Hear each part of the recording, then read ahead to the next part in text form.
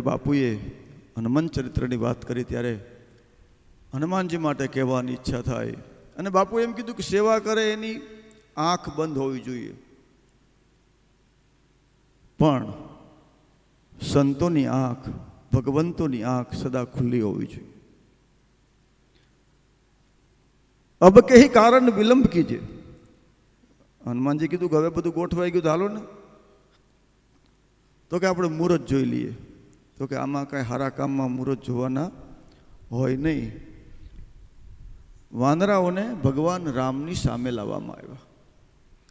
આપણે કથા મોબાઈલમાં ઘરે પણ જોઈ શકીએ છીએ અને કથા મંડપમાં આવીને પણ શ્રવણ કરી શકીએ છીએ. બંને જગ્યાએ શ્રવણ જ થાય છે. પણ સંતના સાનિધ્યમાં શ્રવણ કેમ કરવામાં આવે?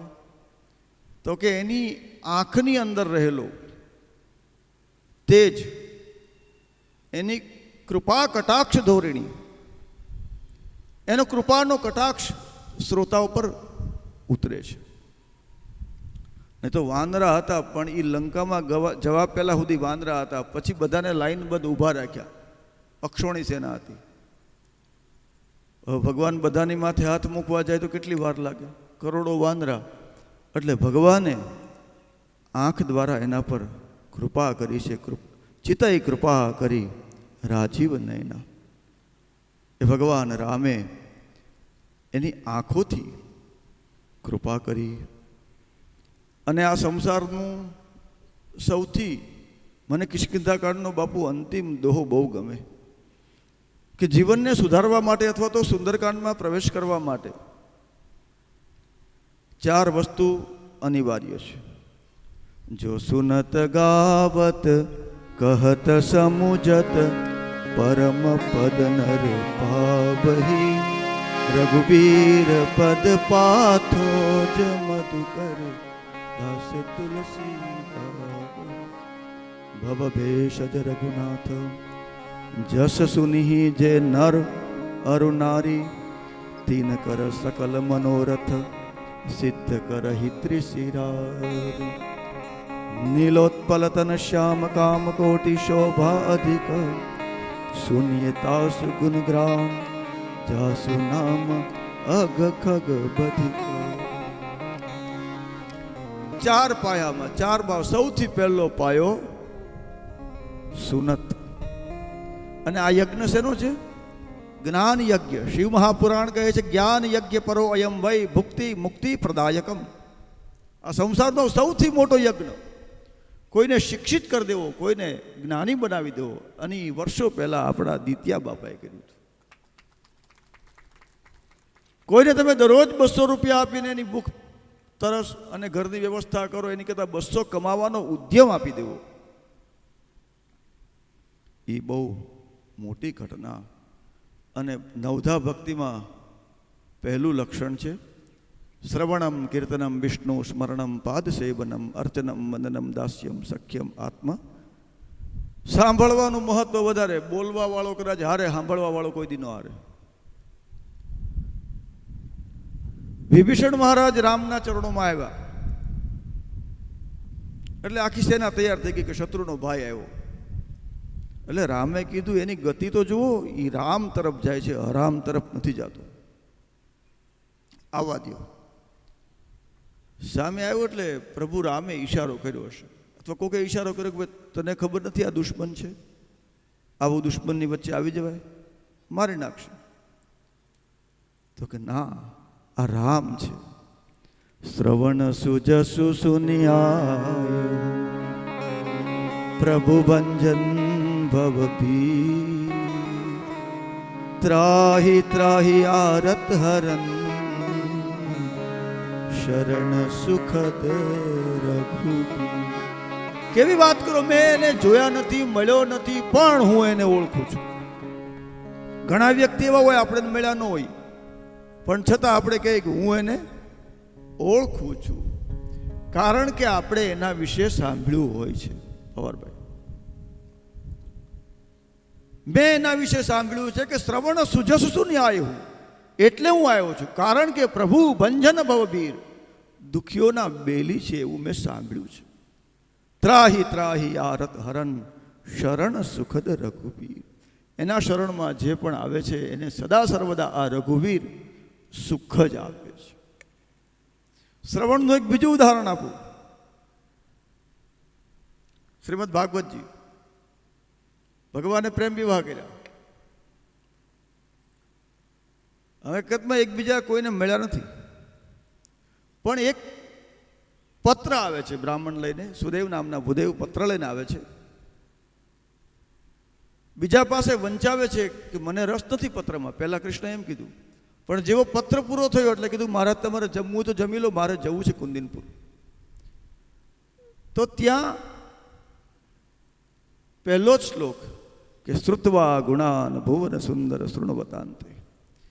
હે પ્રભુ ઠાકોરજી, હે દ્વારકાધીશ, મેં તમને જોયા નથી પણ મેં તમને સાંભળ્યા છે.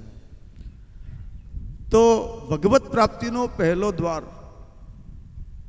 અથવા જીવનને સુધારવાના 4 પાયા હોય તો 25% સાંભળતા શીખી જાઓ. કીધું કંઈક, સમજ્યા કશું, આંખનું કાજલ ગાલે ઘસ્યું, અને અખો તો એમ કે અખો કે એનું કરવું કેમ. 9 દિવસની સપ્તાહ થાય પણ આવતા વર્ષે શ્રવણ, જેનું શ્રવણ મંગલમ, ગોપીઓનું શ્રવણ મંગલમ શ્રીમદાતતમ ભ્રુવે ગૃણંતિ તે ભૂરિદા. આવા ભૂરિદા જનોના મુખારબિંદથી નીકળેલી એ અમૃતમય વાણીનું શ્રવણ એ આ સંસારની પહેલી ભક્તિ છે. અને ઘરમાં, પરિવારમાં પિતા પુત્ર, પતિ પત્ની સાંભળતા શીખી જાય તો 25% પ્રોબ્લેમ ઓટોમેટિક સોલ્વ થઈ જાય. સુનત ગાવત, બાપુનો આગ્રહ હોય કે ગાઓ, ગાતે રહો, ગુનગુનાતે રહો, જીવન સંગીત છે, સુર સજાતે રહો. અને જેણે જેણે ગાયું છે ને એના જીવનમાં દુઃખ બહુ ટક્યું નથી. દુઃખ તો આવવાનું જ, પણ એની અસર શૂન્ય બને. નરસિંહ મહેતો, આપણો ગુજરાતનો સંત કવિ, એનું શ્રેષ્ઠ ઉદાહરણ છે. અને ગોપીએ પણ ગૃહે ગૃહે ગોપ વધુ કદંબા સર્વે મિલિતવા સમવાપ્ય યોગમ પુણ્યાની નામાની પઠંતિ નિત્યમ. એણે પણ જીવનભર ગાયું છે. આપણા જીવનમાં જ્યારથી ગાવાનું ગયું ત્યારથી રડવાનું શરૂ થયું છે. અને ગાવાનો બાપુ એક સૌથી મોટો ફાયદો કે ક્રોધ આવે ને એટલે ગાવા મળવાનું. ઓન ધી સ્પોટ ક્રોધ 0 પર આવી જાય. મગજમાં એવા કોઈ વિચારો, ક્રોધિત વિચારો કબજો કરી લે તો શ્રી રામચંદ્ર કૃપાલુ ભજ મન, જે આવડે તે, એવું જરૂર નથી, હા જે પણ આવડે તે પણ ગાવું. તો પહેલું શ્રવણ, કીર્તન. શ્રવણ, જો સુનત ગાવત કહત, પછી ઘણાને કહેતાય ન આવડે. સાચી વાત કહેતા હોય પણ એ કહેતા આપણને એમ થાય કે 2 લાફા માર દઉં બાપુ. સત્ય કહે છે એટલે એમાં પોતાનો અહંકાર સંમિશ્રિત કરીને, ઈગો એડ કરીને બોલે છે, એટલે સામેના વ્યક્તિને સત્ય કડવું લાગે છે. બાકી સત્ય સદા સર્વદા સુમધુર, મીઠું જ હોય છે. સત્ય ક્યારેય કટું હોતું નથી. કડવા સત્ય, કટુ સત્ય, એ તો આપણો ઈગો એડ થાય એટલે કડવું લાગે. તો મધુર ભાષી એટલે 25% બીજા પ્રોબ્લેમ સોલ્વ થઈ જાય. અને છેલ્લે આવ્યું ચોથું પગથિયું, સમજી જવું. હું ને તમે લડી લેવાના મૂડમાં છીએ, સમજવાના મૂડમાં નથી. હું કોણ છું, ક્યાંથી આવ્યો, શા માટે આવ્યો, ને હવે મારે જવાનું ક્યાં છે. આવી વાતોથી જીવન સુંદર બને છે, સુંદરકાંડમાં પ્રવેશ થાય છે. અને બાપુના આ સત્સંગથી લાખો કરોડો જીવ ભગવત માર્ગ તરફ પ્રશસ્ત થયા છે. લગભગ 60 વર્ષની એમની કથાયાત્રા છે. 6 દાયકાની એમની કથાયાત્રા લાખો માણસોની વચ્ચે બાપુનો વૈભવ સૌરાષ્ટ્રમાં, કચ્છ, કાઠિયાવાડ, અમેરિકા, ન્યૂઝીલેન્ડ, તમે જાઓ ખબર પડે. પણ એની સરળતા કેટલી છે કે નાનું ગામડું મારા એ વનવાસી લોકો સુધી જ્યાં જ્યાં જરૂરત છે ત્યાં જ્ઞાનને પહોંચાડવું. મહત્વ એનું વધી જાય છે.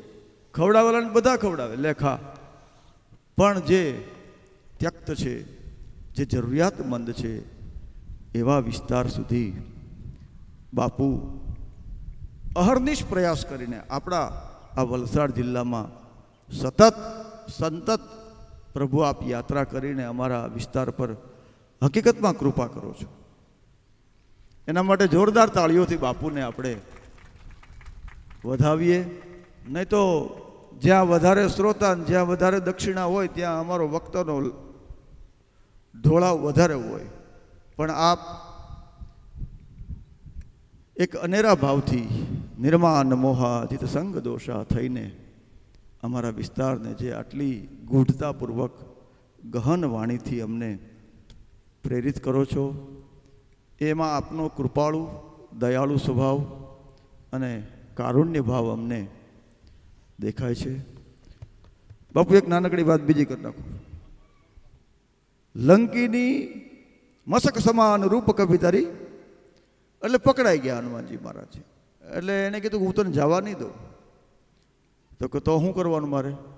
ખિસ્સામાં મારી પાસે કાંઈ છે નહીં, છે આ મુદ્રિકા, અને મુદ્રિકા મારે માને આપવાની છે, એટલે મારી પાસે કોઈ વસ્તુ છે નહીં. તો કે પહેલાં તેને ધીકો શુકન કરી લીધું હતું જાતા વેત. મુઠિકા એક મહાકપી હની રુધિર બમત ધરની ઠનમની. આ હની શબ્દનો અર્થ મારી એવું હું કરતો નથી બાપુ. કે રામ નામની મુદ્રિકા લઈ હાથમાં, જે મુખમાં હતી એ હાથમાં લઈ અને લંકીનીના મસ્તક પર મૂકી એટલે એના બધા જ વિકારો નીકળી ગયા. એને લોહીની ઉલટી થઈ છે. એટલે એને બ્રહ્માનું વરદાન યાદ આવ્યું. વિકલ હોશિતે કપિકે મારે તબ જાને શું નિશ્ચર સંધારે. એટલે એને યાદ આવી ગયું કે આ વાંદરો નથી. અને હકીકતમાં આ શબ્દોથી ઓળખાય સાહેબ. આ સમજણ હોય તો ખબર પડે કે આ વ્યક્તિ કોણ છે. એટલે એને કીધું કે બધું બરાબર, મારી યાર સત્સંગ કરો. તો કે ઓલા અમારા ગુરુજીએ અમને મહિનાનો આદેશ આપ્યો કે લંકા 1 મહિનામાં સીતા ગોતો નકર માર નાખી. અને હું સત્સંગ કરું, અને સત્સંગ માટે તે હરખે હરખા જ જોઈએ ને. તું રાક્ષસાણી, હું વાંદરો. આ સત્સંગનો કોઈ માહોલ નથી કે હું પાત્ર પણ નથી. તો ગમે એમ કરો, સત્સંગ કરો તો જ તમને અંદર જવા દઉં. એટલે હનુમાનજીને જાણવાની ઈચ્છા થઈ કે સત્સંગમાં વળી એવું શું છે. એટલે આ ચોપાઈ આ દોહ લંકીની બોલે છે. તાત સ્વર્ગ અપવર્ગ સુખ ધર્યા તુલા એક અંગ તુલન તાહી સકલ મિલઈ જો સુખ લભ સતસંગ. હે હનુમાનજી મહારાજ, તમને ખબર નથી તમે સંત છો ને સંતના એક એક શબ્દમાં તાકાત હોય છે. કઝા કો રોક દેતી હે દુઆ રોશન જમી રોકી. સંતના શબ્દોમાં તાકાત છે, મૃત્યુને પણ સાઈડ પર મૂકી દે. તો તમે સંત છો, સત્સંગ કરો. કારણ કે સ્વર્ગ અપવર્ગનું સુખ એક ત્રાજવામાં મૂકવામાં આવે ને એક ત્રાજવામાં સત્સંગનું સુખ મૂકવામાં આવે. અને ત્રાજવું તુલન તાહી સકલ મિલહી જો સુખ લવ સત્સંગ. સત્સંગથી જે મળે એ ક્યાંય મળતું નથી. સંપન્ન થયો સત્સંગ. હવે રાક્ષસો શું આપે? પણ રાક્ષસાણી આશીર્વાદ આપ્યો. જાઓ પ્રબસી નગર કી જે સબ કાજા હૃદય રાખી કૌશલપુર રાજ. તમે ત્યાં જાઓ એટલે બધું થશે, પણ હૃદયમાંથી રામને કાઢતા નહીં. આ સંસારમાં જીતવું હોય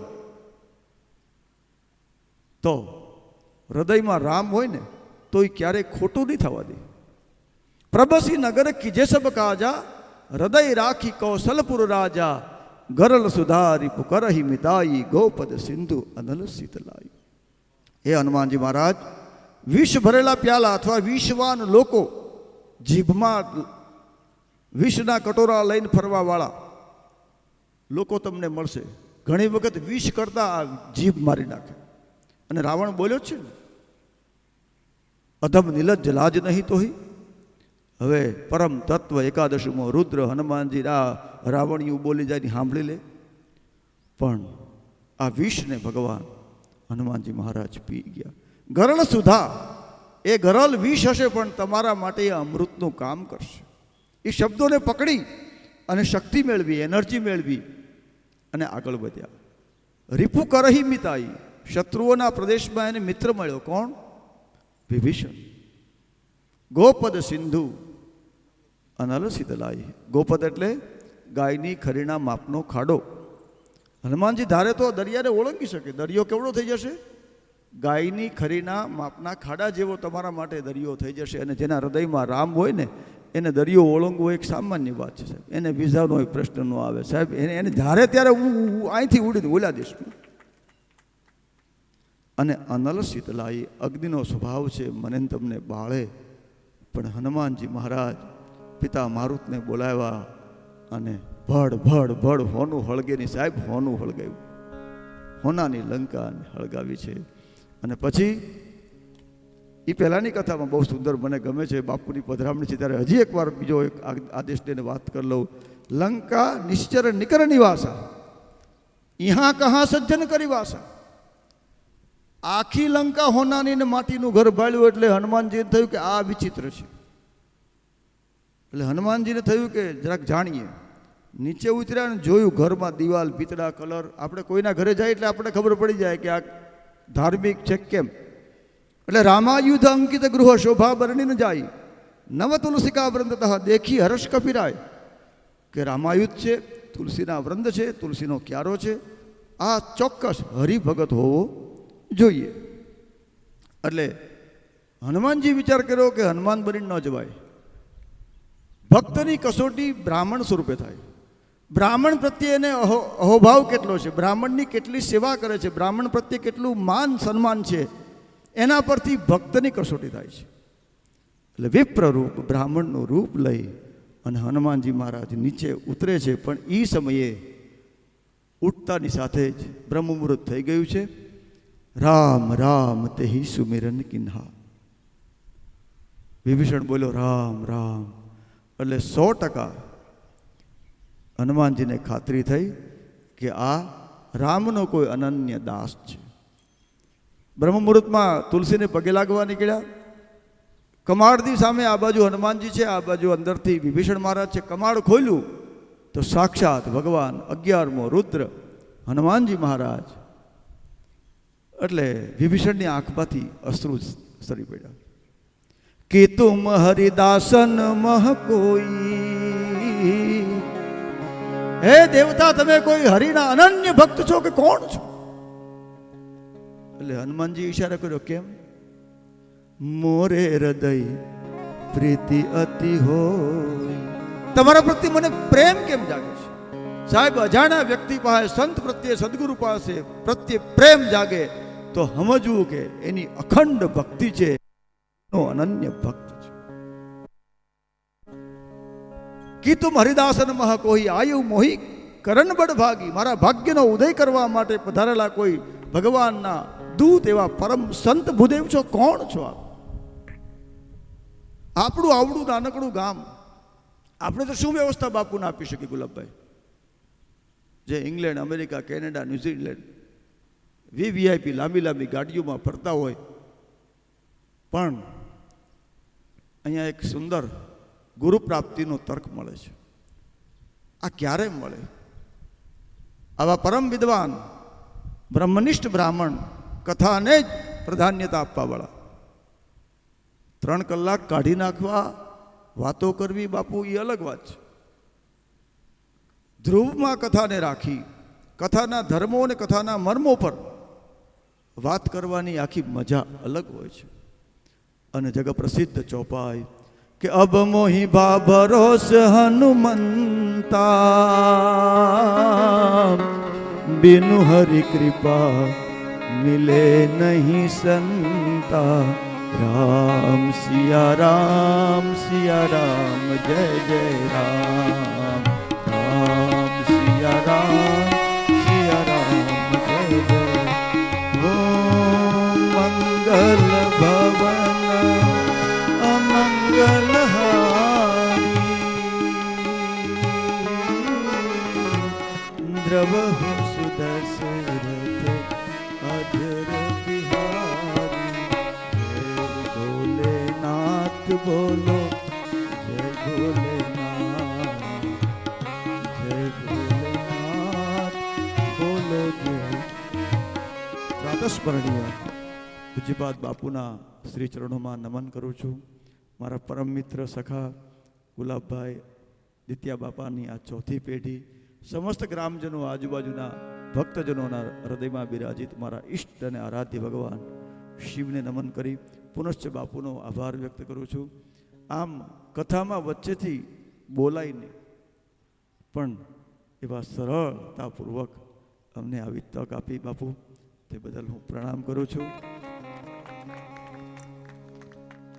પરમ પૂજ્ય બટુક દાદાએ આમ તો રામપારાયણમાં જે કંઈ ઉમેરવાનું હતું એ એમણે ઉમેરી લીધું છે. બટુક દાદા માટે હું એટલું જ કહીશ કે એક શ્લોક છે સંસ્કૃતમાં,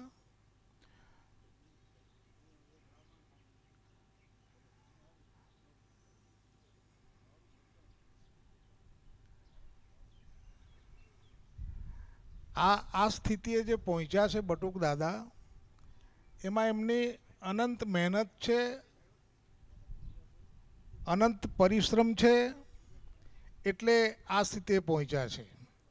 તો બટુક દાદા આપ જરાક 2 મિનિટ બેસજો જરાક. ઉદ્યમેન હિ સિદ્ધંતિ કાર્યાણી ન મનોરથી નહીં સુપ્તસ્ય સિંહસ્ય પ્રવિશંતિ મુખે મુરાહ. બટુક દાદાએ એટલો પરિશ્રમ કર્યો છે એટલે આ સ્થિતિએ પહોંચ્યા છે. નહીં તો પેલો સિંહ મોડું પોળું કરીને બેહરી કે હમણાં હરણું મારા મોઢામાં આવશે, હરણું મોઢામાં આવશે, એ રીતે હરણું નહીં આવે. સિંહને બી એની પાછળ દોડવું પડે તો એની મહેનત ફળે. અને આજે બટુક દાદાએ જે કંઈ પરિશ્રમ કર્યો છે, જે મહેનત કરી છે, એ આપણને એમણે આ જે જ્ઞાન દ્વારા જે પીરસ્યું છે આપણને, એ અદ્ભુત છે. તો મારે એમને ચરણ સ્પર્શ કરવો જોઈએ. નહીં, હું ત્યાં આવું છું.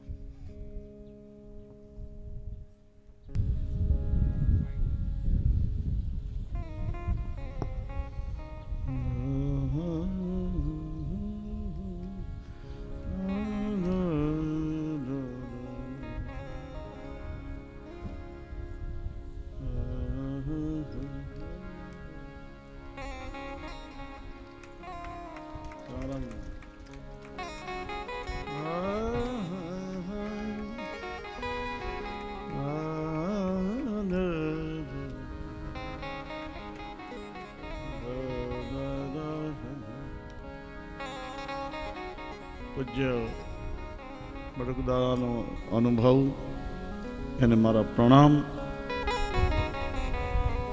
આમ મને ઘણો સહકાર આપ્યો. મારી જે કથા અધૂરીઓ હતી એ પૂજ્ય દાદાએ પૂરી કરી. અને મૂળ તો દયા તો આવે ને મોસાળને. બાપાને કહું સદા રહો પુરાવત જાતા. ધન્યવાદ. હરે રામ રામ રામ સીતારામ રામ રામ. બોલો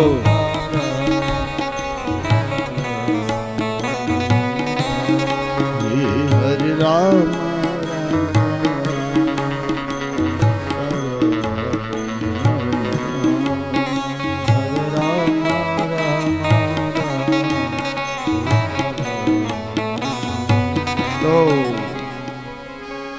શ્રી હનુમાનજી દ્વારા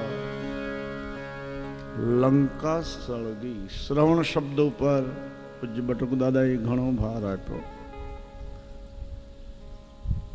રામેશ્વર ભગવાનની સ્થાપના થઈ અને યુદ્ધની તૈયારીઓ થઈ. બહુ ટૂંકમાં વર્ણન કર્યું છે. લંકાકાંડ એ યુદ્ધનો કાંડ છે.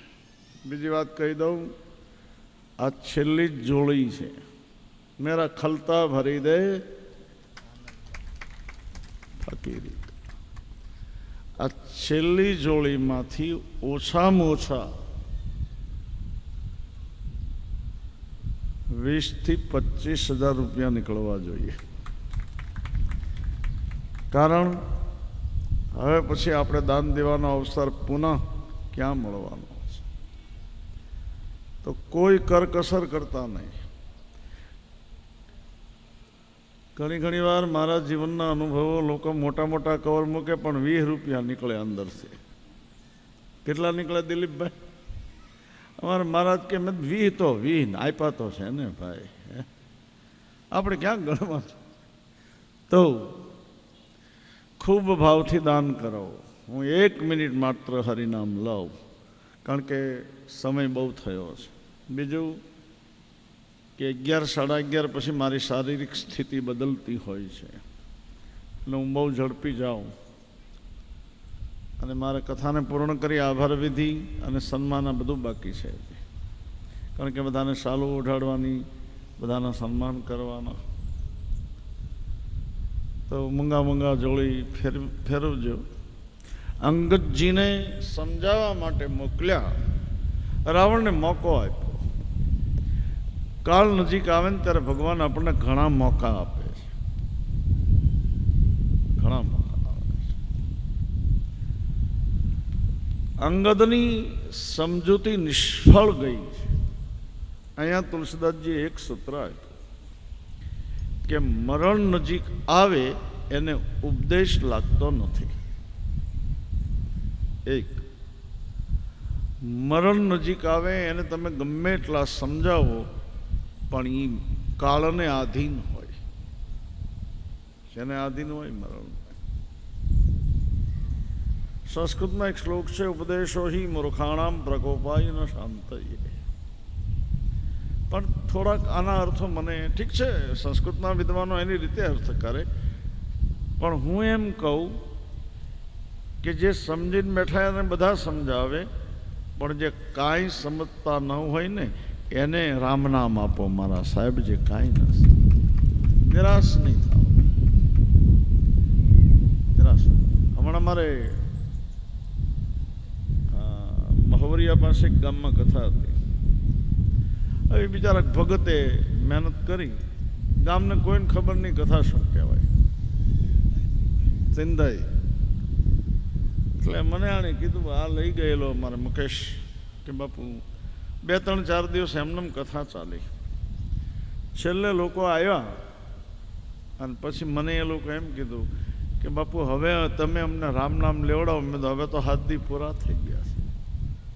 ત્યારે મેં એને વચન આપ્યું કે બીજે વર્ષે આવીશ. હું નિરાશ નથી. ભલે 2 હોય 5 હોય, પણ એને રામ નામ આપવું. એક સારો પ્રવચન કરનારો માણસ હતો, એને આમંત્રણ આપ્યું. આવ્યો મંડપમાં, 2 જણા બેઠેલા. કેટલા? એટલે ઓલાએ કીધું મારે એવું નથી બોલવું, આટલામાં શું બોલવું? એટલે એક ગામડાના દાદા એ ઊભા થઈ કે કેમ? 2 જણા તો છે ને, બોલવું તો પડશે. તો હું 2000માં બોલનારો, 20,000માં, 2માં શું બોલવું? પેલા દાદા એક ગામડાનો માણસ હતો, એને કીધું બોલવું તો પડશે જ, પણ 2માં. ત્યારે એ બહુ સારું જવાબ આપ્યો ગામડાના દાદાએ કે અમારે 1 બળદ હોય એને અમે ઘાસ ખવડાવીને, 5 હોય એને ખવડાવી, એને ભૂખ્યા ન રાખીએ કે. ત્યારે ઓલા જે જ્ઞાની માણસ હતું એને જ્ઞાન થયું કે 1 હોય પણ 1 લાખને સાંભળતો હોય. એકોહમ બહુ ઈશ્યાન, એક વિપ્રો બહુ વદંતી. અંગદ સમજાવે છે. અંગદ રાજદૂત છે, અને રાજદૂત છે એ રાજનીતિથી સમજાવવાનો પ્રયત્ન કરે. જો રામાયણમાં 2 દૂત છે, એક શ્રી હનુમાનજી, પણ એ રામદૂત છે, એ ભક્તિ જ કહી શકે, રાજનીતિમાં ન જઈ શકે. અમારું કામ નથી રાજનીતિમાં, હે? ત્યારે અંગદ છે એ રાજદૂત છે, એ રાજકીય રીતે સમજાવી શકે, પણ રાવણ સમજ્યો નહીં. અને છેલ્લે અંગદજીએ પોતાનો પગ મૂક્યો ધરતી પર કે રાવણ, તને તારા રાક્ષસોનું અભિમાન છે ને કે મારા રાક્ષસો બહુ બળવાન છે, તો જો હું મારો પગ ધરતી ઉપર મૂકું છું, તારો કોઈ રાક્ષસ મારા પગને ઉપાડીને બાજુમાં મૂકશે તો હું માં સીતાજીને હારીને વયો જાશ. જા, ખાલી આમ પગને આમ સાઈડમાં મૂકી દે. બધાએ રાક્ષસોએ મહેનત કરી, પણ અંગદના પગને તલભારે હલાવી ન શક્યા. તલભારે. રાવણ ઊભો થયો અને અંગદના પગને આમ પકડ્યો. ત્યારે અંગદ જો અહીંયા રાજનીતિનો ઉપયોગ કર્યો આ માણસ. અંગદે કીધું કે રાવણ, મારા પગમાં પડવાથી કલ્યાણ નહીં થાય, રામના પગમાં પડે. નહીતર ઓલો એનો પગ ઉપાડી લે, રાવણ ઉઠાવીને મૂકી દે. પણ ત્યાં એટલે હું ઘણીવાર આ લોકોને કહું કે જ્યાં રાજનીતિનો ઉપયોગ કરવાનો હોય ત્યાં કરો, ધર્મમાં નહીં કરો. આ લોકોને એક ટેવ જ પડી ગઈ હોય, ગમે ત્યાં જઈને એની રાજનીતિ પહેલી જ લાવે. નહીં, તમે રાજકારણમાં કરો ખોણે તમને નામ પાડીશ. હે,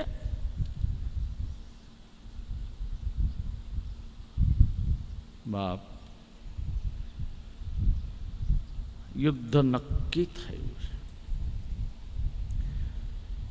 યુદ્ધ શરૂ થયું, વાજિંત્રો વાગ્યા, ભયંકર યુદ્ધ થયું. કેવું? મેઘનાથ અને લક્ષ્મણજી લડે. લડતા લડતા મેઘનાથે લક્ષ્મણજીને શક્તિ મારી લાગી, લક્ષ્મણજીને મૂર્છા આવી. હવે આમ શક્તિ લાગે નહીં, પણ માં શબરી, અહીંયા શબરીનું અનુસંધાન, માં શબરીના બોર ખાધા નથી લક્ષ્મણજી.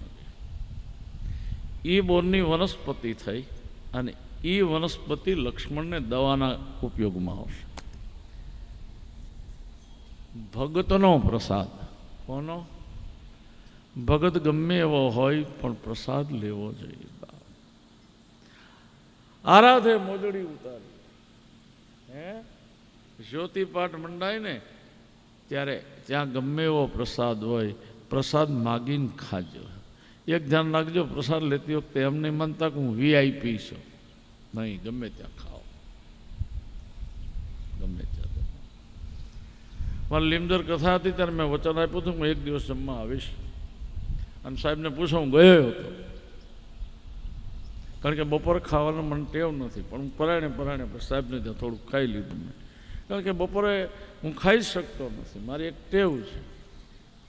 તો આ પ્રસાદ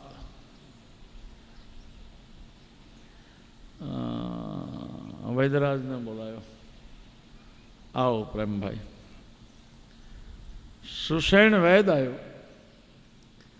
એણે સંજીવનીની વાત કરી.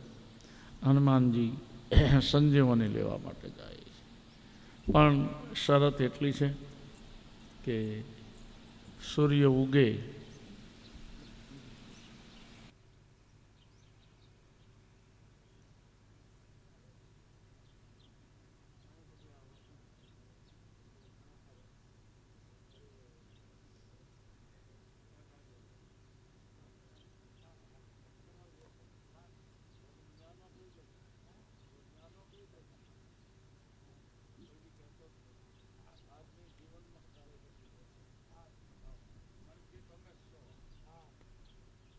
તો તમને એમ હશે કે પ્રેમભાઈ શું આવ્યા.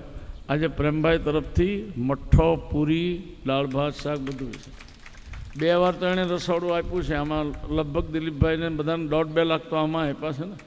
હે, અને હજી મારો પ્રેમભાઈ અડીખમ ઊભો છે. જાઓ, હું એની વતી તમને કહી દઉં, અડીખમ ઊભો છે, અડીખમ.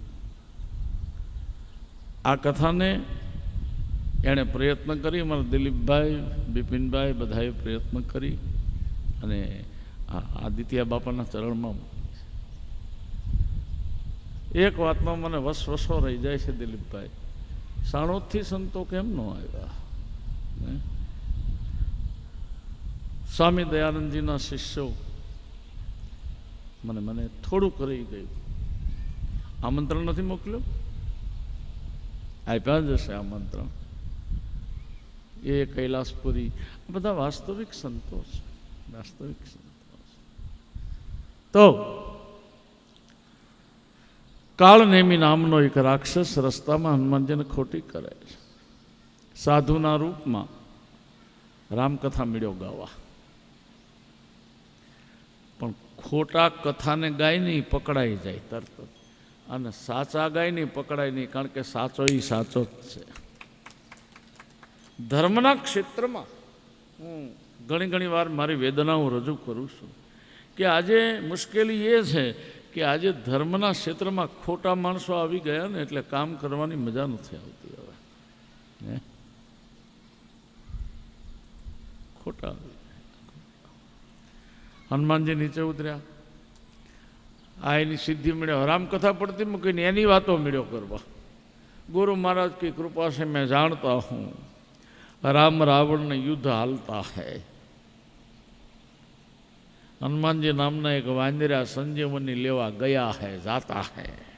હિન્દી બોલવું તો આમ હાથ રાખવો એટલે લીટી, અને બાવા બનના તો હિન્દી બોલના પડેગા ભાઈ. પણ બાવા બનવું ને એના 14 લક્ષણો હોવા જોઈએ. અમને જ્યારે દીક્ષા આપે ને ત્યારે બધા લક્ષણો શીખવાડે. ખેર જે હોય તે. હનુમાનજીને ભરોસો આવ્યો કે આ બાપુ કંઈક ચમત્કારિક લાગે છે,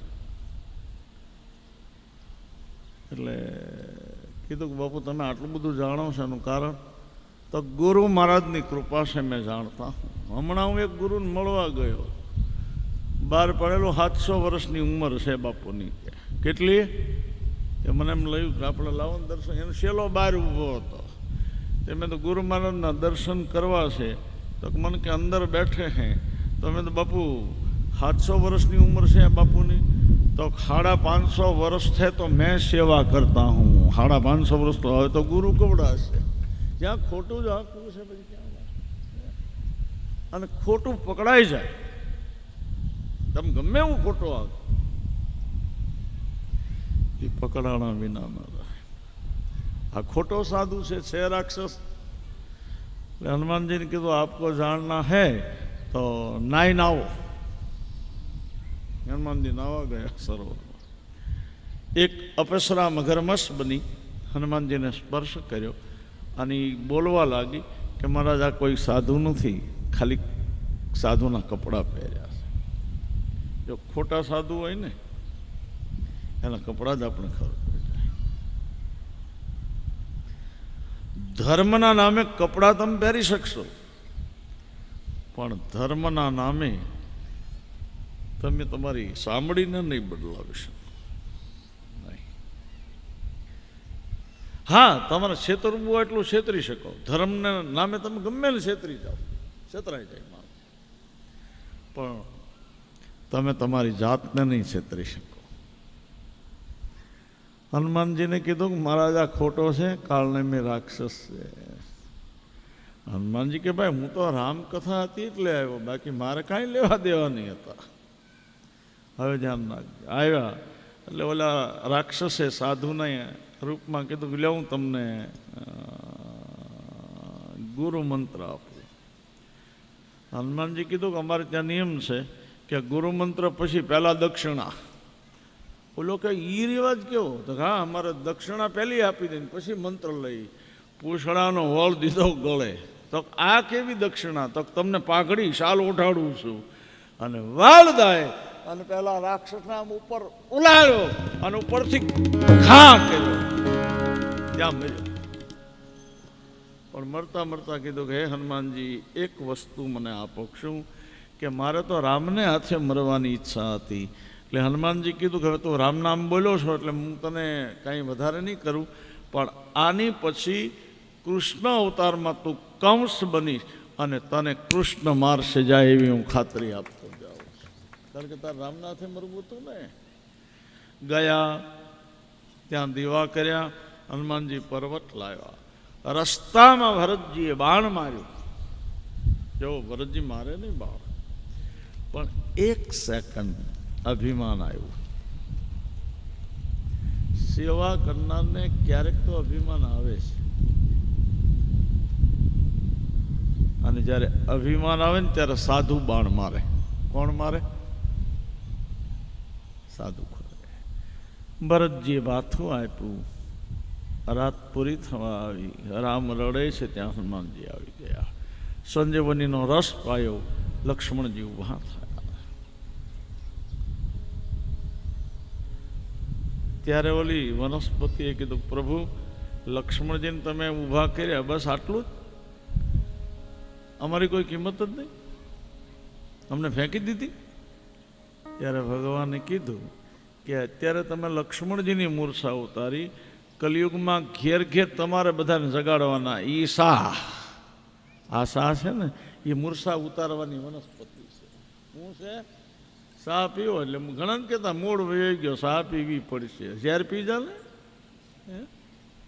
એમાંય મૂળ તો આવે જ, કેનો આવે? શાહ આદત છે, બાકી કાંઈ મૂળ આપી દે નહીં. તો એક માન્યતાઓ. ખેર જે હોય તે. કુંભકર્ણને જગાડ્યો. હવે કુંભકર્ણને જગાડવા માટે ઘણી મહેનત થઈ જાય. હવે લખ્યું છે અહીંયા કે કુંભકર્ણ જાગતો નથી, એટલે કુંભકર્ણના નાકમાં હાથી શરૂ કર્યા, હાથીની લાઈન કાઢી. એ નાકમાં હાથી જાય છે ને કાનમાં નીકળે તોય જાગ્યો નહીં. એની ઊંઘ કેવી હશે? હે? રાવણને કીધું કે જાગતો નથી. રાવણે કીધું એક કામ કરો, સિંહ વાઘ ભરું એના કાનમાં નાખો. એ નાખી જોયા તોય ન જાગ્યો. ત્યારે કોઈ એને કીધું કે ભાઈ આમ નહીં જાગે, એની સામે રસોઈ લાવો ખાવાનું. એ જલેબી, બાલુશાહી, ચંદ્રકલા, લાડવા, બુંદી, મેસૂબ ને ઢગલો કર્યો પર્વત જેવડો. અને પછી કીધું હવે સુગંધ આપો. એ મળ્યા પંખા ફેરવવા, અને કુંભકર્ણના નાકમાં સુગંધ ગઈ ને ઊભો છો. ઘણાને તમે જોજો રસોઈની વાસ આવે. હા, ભજીયા બનતા હોય ને એની વાસ આવે, ન્યા આવે. કેમ છે? મજામાં? આપણે કહે હા ભજીયા બનાવો છે ને? આપણે કહે હા ઠીક, લ્યો તો આ હું અહીંયા ખાઈને જ જાય. લે, અમુક છે ને વાસ ઉપર હાલે. એના ઉપર અહીં લખ્યું છે હુવાવડાને વાસ આવી જ જાય. હા, કુંભકર્ણ આવ્યો, વિભીષણ પગે લાગ્યો, વિભીષણને આશ્વાસન આપ્યું. રામજી એને માર્યો, મેઘનાથને લક્ષ્મણજીએ માર્યો. રાવણે યુદ્ધ કર્યું, કેટલાય વર્ષો સુધી યુદ્ધ ચાલ્યું, કેટલાય સમય, અરે દિવસો. રાવણ મરતો નથી. વિભીષણને પૂછ્યું એટલે વિભીષણે કીધું કે નહીં મરે પ્રભુ. કેમ? કે મારા જેના હૃદયમાં સીતા માતા છે, અને જેના હૃદયમાં ભક્તિ હોય ને ત્યાં સુધી તમે એને મારી નહીં શકો. સીતા ભક્તિ છે, એની નાભીમાં અમૃત છે. નાભીમાં બાણ મારો. 31 બાણ છોડ્યા, 20 ભુજા કાપી નાખી, 10 મસ્તકો કપાણા, 1 બાણ નાભીમાં લાગ્યું. રાવણ મર્યો. પણ રાવણના એક મુખમાંથી અવાજ આવવા લાગ્યો, રામ રામ રામ.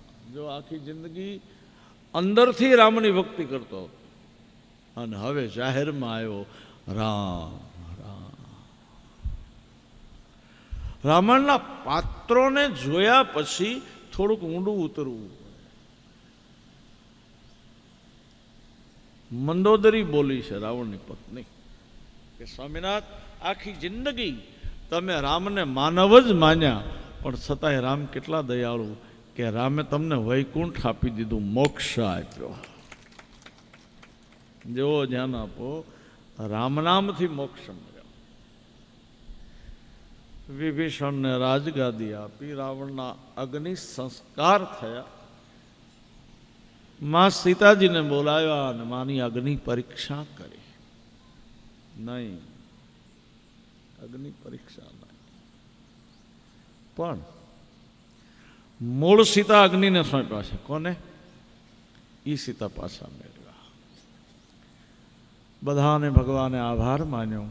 ગોસ્વામીજી લખે છે, દશરથજી આવ્યા છે.